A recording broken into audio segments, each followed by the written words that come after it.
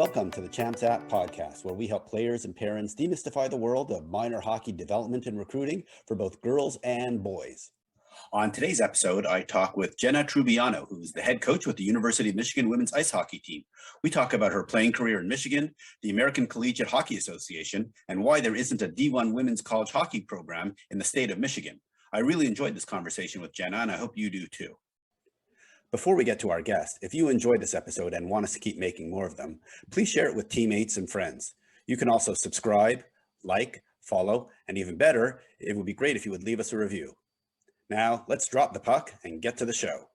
I'm very excited to have on the podcast Jenna Trubiano, who is the head coach with the University of Michigan women's ice hockey team. Hailing from New Baltimore, Michigan, Jenna played her youth hockey at Belle Tire and Little Caesars before attending Michigan and played for their club team for 5 years. After graduation, she transitioned into an assistant coach role with the team for 3 seasons, and this past season, she took over as the head coach. Welcome to the podcast, Jenna. Thanks, Ray, for having me. Hey, so just so folks know how we kind of ended up being on this podcast, a few days ago, you tweeted something out about how Michigan, the football team, was looking at getting a new scoreboard. And you said, hey, it would be nice if we got a little slice of that multi-million-dollar, many million-dollar investment to help out the club team, or maybe even get a D1 team for Michigan. And for folks who don't know already on the podcast, I went to Michigan for grad school, and I'm pretty adamant about believing that Michigan, both the state and Michigan, the university, should be having a D1 women's hockey program. Several years ago, Wayne State University canceled their program, and since then there's been no D1 program in the state of Michigan. So welcome to the podcast, Jenna. Why don't we start off like we do all our guests, you telling me a little bit about your hockey history in Michigan? Yeah, thanks, Ray. So like Ray said, I'm from New Baltimore, Michigan, which is about 20 minutes from the Canadian border, right on Lake St. Clair. Didn't come from a hockey family, was just watching the Red Wings when they were really good, and told my dad, I want to do that. And he signed me up for Learn to Skate when I was about 10 or 11. So starting a little bit later than most girls. Ended up playing for Belle Tire 14U AAA, tried out for Little Caesars 16U, won 2 state championships with Little Caesars 16U, captained the team my second year, played a year of 19U with Little Caesars, and upon graduation, I had applied to the University of Michigan, got in, and decided to continue my academic career at Michigan. So before you get to Michigan, let's talk a little bit more about your youth hockey career. So first of all, I think right before we started recording, you mentioned you actually did go to the USA Hockey National Camp when you were about 16 years old. Is that correct? That is correct. And then what was that experience like, playing seeing players from all across the country? Yeah, it was different for me. I think that's when reality kind of hit, that I was playing the top, at the top level of hockey for girls, especially playing for Little Caesars in the state of Michigan. Anywhere you go with orange pants, people realize what team you're on. So it's kind of an honor to wear those orange pants. And then going to national camp, we send multiple girls every year from the Caesars program. So I already knew a bunch of girls, but I got to make some friends there and, learn what hockey's all about at the female level and how they're looking to develop players. I really liked, the off-ice aspect and the testing we had to do, and that's something I wasn't really exposed to, at those younger levels. So I learned a lot from that. But yeah, it was in St. Cloud, Minnesota at the time. I'm not sure. I think it's still there. Still there. Last year. Yep. It was there last year. It's going to be there again this year. Yeah. So it was a great experience. But yeah, I was really thrilled when I got the invite because I wasn't really expecting anything. But I think having played for Little Caesars the year before, I think I was able to get my name out there. And, I'm 5'9", so I'm pretty good size. So I think that helped too. Absolutely. So, what were the key to your development so quickly? If you only started playing when you were 10 or 11, to make the 15 or 16s camp, that's a pretty good progression in such a short period of time. Yeah, I think for me, I played a lot of sports growing up. My dad had me playing football, and I was in pump, pass, and kick competitions. And I have an older brother, so that helped a little bit too. But both of my parents were athletes in high school, and my dad's 6'4", and he has 6 sisters that were mostly athletes too. So he, if I wanted to try something, he wanted to give me an opportunity. I give my family props. They didn't know much about hockey. It was before the internet really existed. So, they were contacting their friends, just trying to get access to girls programs. And the first team I ever made was the 12U Mount Clemens Wolves, which are now the Metro Jets girls program, which Tina Sorello and Cassie Jekyll are now the girls directors. And Tina actually played at St. Cloud State, and Cassie just won a state championship with University Liggett Schools, which is a high school program in Michigan. So I'm very excited to see where that program goes, because Mount Clemens Ice Arena is about 10 minutes from where I grew up. So I'm pretty excited. Great. So before we get to Michigan, one last question about your youth hockey days. What was your favorite youth hockey memory? My favorite youth hockey memory was beating Honey Baked in the state championship game in triple overtime. I think the score was 3-2. It was an exciting game. They had Megan Keller was on that team. They were a very, very good program, and we were as well. It was always a battle when we played them, but we ended up beating them in the state championship. So. Great. Okay, so now let's move over to Michigan. Why did you pick? So actually, let's talk about your recruiting process. You said you had some opportunities at the D1 level, and maybe you also explored D3, and then you ended up at Michigan. Let's just talk about that recruiting process before you actually chose Michigan. Yeah, I think my recruiting process was a little different. So I did have some D1 walk-on offers. I had multiple D3 offers, and I didn't know much about ACHA hockey at the time. Now things in the ACHA are significantly different, and we can touch on that later. But I grew up a Michigan State fan, actually. My whole family was a Michigan State fan, and my mom's like, "Hey, you should apply to Michigan." I was like, "No way, like Ann Arbor's the worst, like I can't stand it, I'll never go to Michigan." And I applied and I got in and came down for a tour, kind of fell in love with the university. I love that you can walk everywhere. I got to check out Yost, realized that they had an ACHA program. And you're referring to Yost Arena, which is, for those who are watching on YouTube, in my background, and one of the nicest old barns in college hockey. Sorry, just so people know what Yost is. Yeah, for sure. Also realized that they had a top kinesiology program, which I wanted to go into. And throughout my recruitment process, and realizing that I could use hockey as a venue to go to school, I've always prioritized academics, and especially for women. I know professional women's ice hockey is now evolving and there are more opportunities, but my family was very academically oriented, whereas like, okay, you have to get all your homework done before you go to practice. Like you have to set yourself up for success later in life.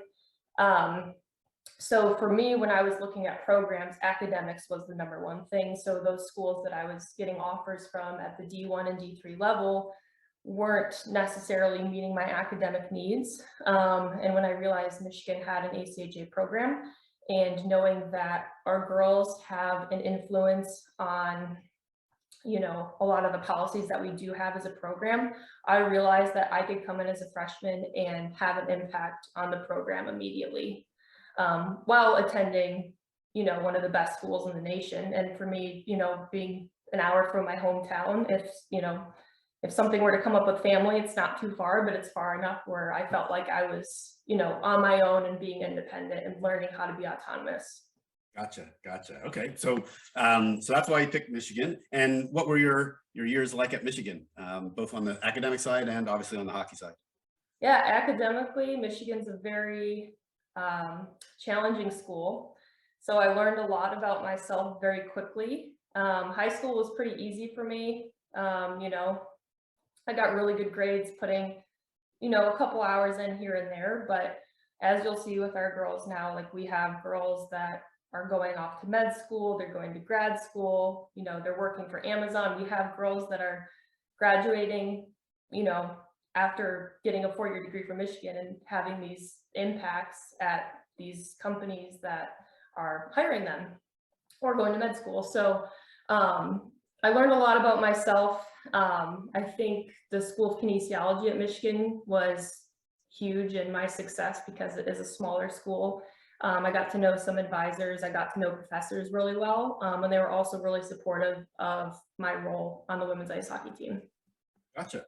Okay. So, and how did the team do, by the way, during your years that you were there? We were, I mean, now things have changed just on how the ACHA changes, but you know, we went to nationals, I think 3 of the 4 years. So my senior year actually broke my leg, so I had to do an extra semester. But you know, we were ranked nationally in the top 10, I think every year that I was there playing, except maybe my senior year. But besides that, we were competing with top programs like Adrian. Miami of Ohio was very good. They won multiple national championships. So we were always neck and neck with them, which was exciting. And obviously Michigan State has an ACHA program too. So being able to compete against Michigan State, you know, that Big Ten rivalry and going into Mon and wearing all your Michigan gear, or some years Ohio State had an ACHA program, and I remember going down there with my Michigan gear and going to the Panera across the street from the rink, and people are like, you know, audibly like talking about me because I'm just covered in Michigan hockey gear, and I'm just sitting there trying to enjoy a meal, you know. So it was fun, you know, to enjoy that Big Ten rivalry, and playing Michigan State at Yost was also a great experience too. That's awesome. I bet you had lots of fans, even though, you know, it was quote unquote a club team. I'm sure you still had lots of people coming to watch you play when it's a rivalry game. Yeah, absolutely. And a lot of times we'll reach out to youth teams in the area. So the Ann Arbor Area Hockey Association, they have a pretty strong girls program, as well as there's a lot of high school teams in the Ann Arbor area now, girls teams. So we have connections, like Sue McDowell founded the Washtenaw United program. So we have connections with those programs where we have a group of girls on our team that are designated as community outreach, which is something they volunteered for. So, you know, they'll make a flyer or they'll contact these coaches, and we'll get girls, you know, hundreds of girls wearing jerseys that are coming to the game, and we'll do like a meet and greet afterwards. This past year, we weren't really able to do it because of COVID and the restrictions that the University of Michigan and Yost had in place. So I'm hoping that we can do something big like that next year. Gotcha. Okay, now let's transition to you. You joined the real world after graduation. I mean, you got a real job, and at the same time, you decided to become a coach. So why did you become a coach, and then be an assistant with the girls team you just left? Yeah, so upon graduation, I was employed full-time at a company in Ann Arbor, and I realized I had a lot of time on my hands, having been an athlete and a student and involved in other orgs on campus. So I felt kind of lost. Actually, while I was in undergrad at Michigan, I had been leveling up in USA Hockey, you know, every year. I'm not sure if you're familiar with the coaching education program, but by the unfortunately, I'm a level 3, so I level 3, you know, yeah. but I'm kind of embarrassed to say that because I'm really barely a level 1. But go ahead, sorry. Yeah, so fortunately I was able to level up, and being in Michigan, there are so many, you know, local coaching education opportunities. Like Chelsea, Michigan's 20 minutes from Ann Arbor, and they usually always have a seminar there. So it's very close, you know, I can travel for a weekend. I don't have to get a hotel. So I was able to level up. So as I, you know, entered the real world, I knew I wanted to coach, but I wasn't sure which level. So the head coach of Michigan, Gary Quiddiquin at the time, had called me, and, you know, he was like, I think you'd be a good fit. Like, I think you can do it. And I didn't know what my work schedule was going to be like, but it actually worked out really well. So without him, I wouldn't be where I am now. Awesome. All right, and obviously you've been there several years now with both an assistant and then taking over this past season as the head coach. So let's pull up a sec. Since you know, before kind of this conversation, I had to do a little bit of research, but I was only just a smidgen knowledgeable about the ACHA, but really nowhere near enough. Maybe you could just talk about the ACHA and what the D1 means for ACHA, and what, when I go to their website, it says W1 and W2, and what, maybe you can just help explain folks what the ACHA is all about. Yeah, so I'm happy to talk about the ACHA. So ACHA stands for American Collegiate Hockey Association. So to my knowledge, it's a volunteer organization where colleges that don't sponsor NCAA programs at whatever level can participate in a national hockey organization. So like I was saying, we play Michigan State, we play Miami of Ohio, we'll play Liberty University. Arizona State has a program now, and they just started a couple years ago, but they're nationally ranked now. So these programs, you know, when I was playing back from 2013 to 2017, a lot of these programs were just schools where like, hey, we've got enough girls to put a program together, like, let's get a coach, you know, let's pay some referees, like, let's schedule games and, you know, play a competitive schedule nationally. They do have a national tournament. Liberty University won this year. Nationals were alongside the men down in St. Louis. So it is national level hockey. And I think a lot of people don't necessarily understand that. When I was going through the recruitment process, the term club was thrown around. And I think a lot of people don't understand that it's not just a club of girls, you know, skating around in circles and like playing with their friends. We're competitive ice hockey players. We're women that want to compete at the highest level at our university, given the resources that we have.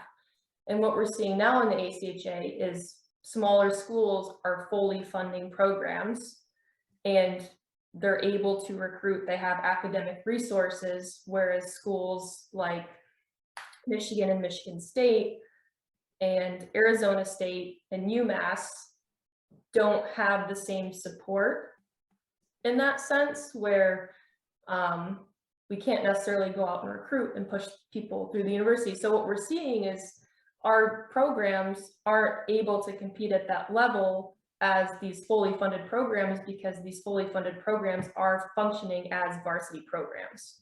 Gotcha. So let's talk about that a little bit. So like I said, I'm dangerously knowledgeable, but a little bit about the ACHA, specifically the Liberty program. You want to talk about how like the Liberty program works, if I believe, you know, they do full recruiting, and there's a reason why they're one of the top programs every single year. Maybe talk about why that is. Yes, so obviously I'm not involved in their program, but I know Chris a little bit just from my time in the ACHA. So Liberty functions, like you said, as a fully funded program. They have their own ice arena on campus. To my knowledge, their girls do not pay to play, whereas some other programs like ours, they do. I know they've got some girls from Michigan on their team as well. I know that, to my knowledge, their coach is paid by the university, meaning fully funded. They have access to those resources. And they have advantages that programs like ours may not have. So difference in the sense that, you know, these girls are recruited and they get that full varsity experience while competing at the ACHA level. And then let's just talk about, and now there's also like their own association. So you're part of the Central Collegiate Women's Hockey Association. And so is that a separate division, a separate conference? How does that work? Yep, it's a separate league. So I think right now there are 4 leagues in the ACHA. We've got our national meetings coming up, so it's always a conversation that we have. But within our pod, so we were in the East pod of the CCWHA. Michigan State is in our pod.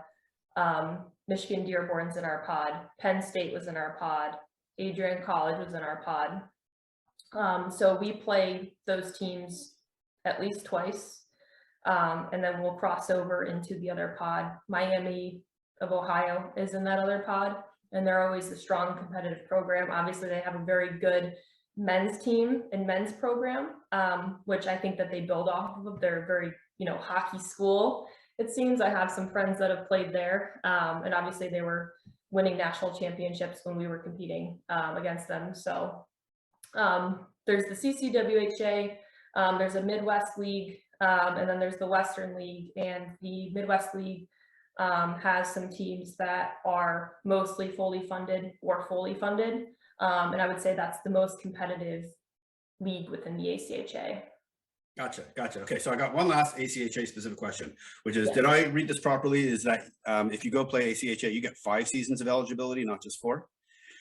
Yes, so you get 5 years of eligibility. So what we've had in the past, if girls have played at the NCAA level, D1 or D3, and they transfer to an ACHA program. So let's say we have a girl that played 2 years or 4 semesters for an NCAA program. She would then have 3 years of eligibility to play ACHA. Gotcha. And did you have 5 years of eligibility, or just could you play 5 full years, or was it just 4 years that you were allowed to play? So I could play 5 full years. So I think I still have a year of eligibility left because I had like a major hip surgery and then obviously breaking my leg. I didn't skate for the entire semester. So I graduated in 4.5 years, but if I had to use 5 years of eligibility to, make up for that time I lost in the classroom after a major injury, I would have been able to play, but.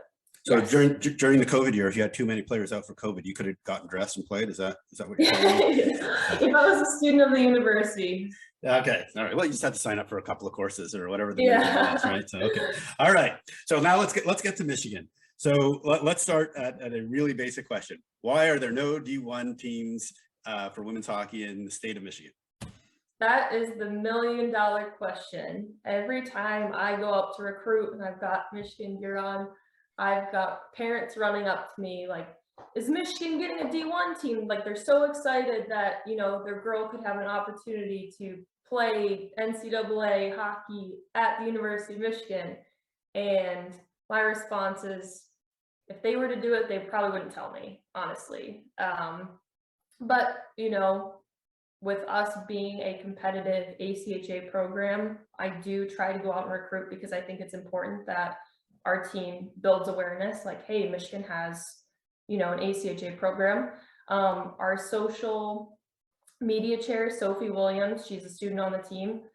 She actually transferred from Iowa. She's been doing a fantastic job on all of our socials, trying to push our program. We actually have now over 2,000 followers on Instagram, which I started the Instagram account when I was a freshman in 2013. So that's a big deal. So people know we exist. But when I go to, recruiting events, Michigan is a hotbed for girls ice hockey. We have very competitive AAA programs that even bring kids from out of state to play on these programs because they're known at the national level. So it's not because there aren't enough good players in Michigan to field a solid D1 team, right? So we get that. I mean, that's pretty clear, given, and obviously you got 3 unbelievable programs with Bell Tire, Honey Baked, and Little Caesars, and also Big B's also producing players as well. So it's not like there aren't enough players coming out of Michigan. So why aren't any of those programs, especially the ones that already have a D1 program, I don't need to go run off the list, but there's multiple D1 programs in the state of Michigan. So how come none of them have a D1 women's program? I think about it a lot because there are, I think, 7 men's Division I programs in the state of Michigan, and there are 0 women's programs. And the amount of NCAA Division I or Division III girls that are being produced in Michigan, born and raised, come up through those programs, whether it's tier 1 or tier 2, and eventually get to the top. We ship them out of state. They either have to go to Minnesota, Wisconsin, Ohio State, East Coast, just to play NCAA Division I hockey.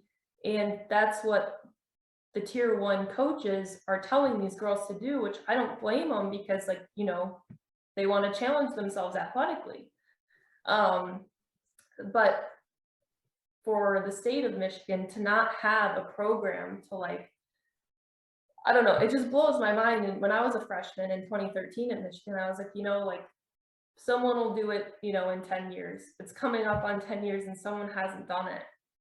And part of the reason why I went to Michigan and now taking steps that I am is to try and build awareness, hey, this is an issue. We're developing these girls at the national level and, sending them to national camp, but we don't have a representation in the state of Michigan. What is their end goal? They're not seeing Division I hockey players when they're 10 or 11, unless they're going out of state to watch. So I don't know.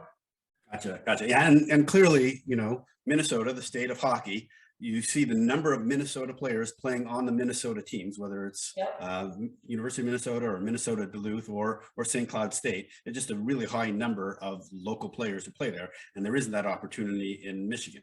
So where I know there was an article written a few years ago in the New York Times about how University of Michigan does not have a D1 women's team, and there have been a couple other articles that have also been written related to the topic about, like you said, how there are clearly more than enough Michigan players who could be playing women's hockey in Michigan. Where is the University of Michigan at with them considering a women's program?